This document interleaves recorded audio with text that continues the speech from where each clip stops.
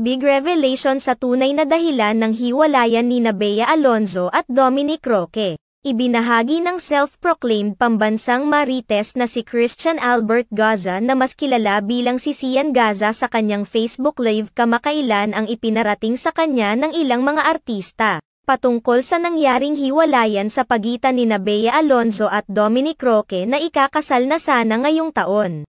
Ayon kay Sian Gaza, hindi lamang iisang artista ang nagbahagi sa kanya na pera talaga ang totoong dahilan ng hiwalayan. Dagdag pang pagsisiwalat ni Sian Gaza, na dahil si Bea Alonzo ang mas may malaking kita sa pagitan sa nila ni Dominic Roque, ang aktres umano ang madalas na gumastos sa kanilang mga dates at pinagsamahang travel abroad. Wala rin umanong third party involved sa paghihiwalay ng dalawa at kung sakali man na magkaroon hindi umano ito isang babae.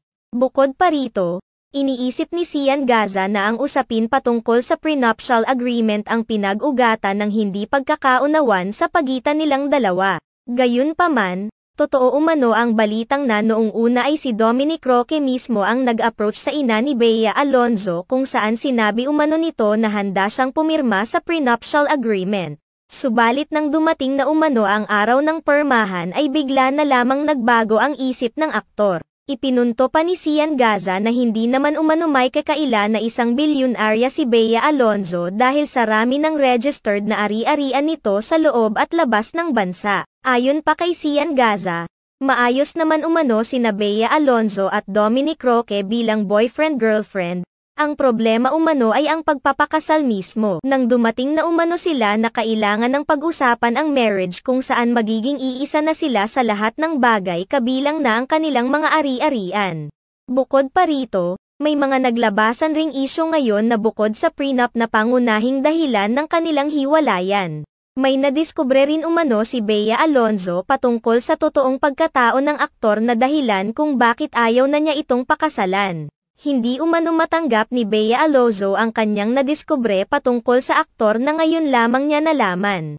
Samantala, nauna nang isiniwalat sa vlog ni na Christy Ferman na pinapaimbestigahan ng pamilya ni Bea Alonzo ang trabaho ni Dominic Roque dahil napag-alaman nila na ang tinitirhang condo unit ni Dominic Roque ay pagmamay-ari ng isang controversial na politiko ngayon na isang lalaki. Napapatanong pa sina Christy Ferman kung bakit naninirahan si Dominic Roque sa isang mamahaling condominium at kung sino ang ni-boss nito. Sina Bea Alonzo at Dominic Roque ay magkarelasyon sa loob ng 3 taon, ikakasal na dapat sila sa taong ito subalit biglaan na lamang silang naghiwalay. Sa ngayon ay hindi pa sila nagbibigay ng pahayag patungkol sa totoong dahilan ng kanilang hiwalayan.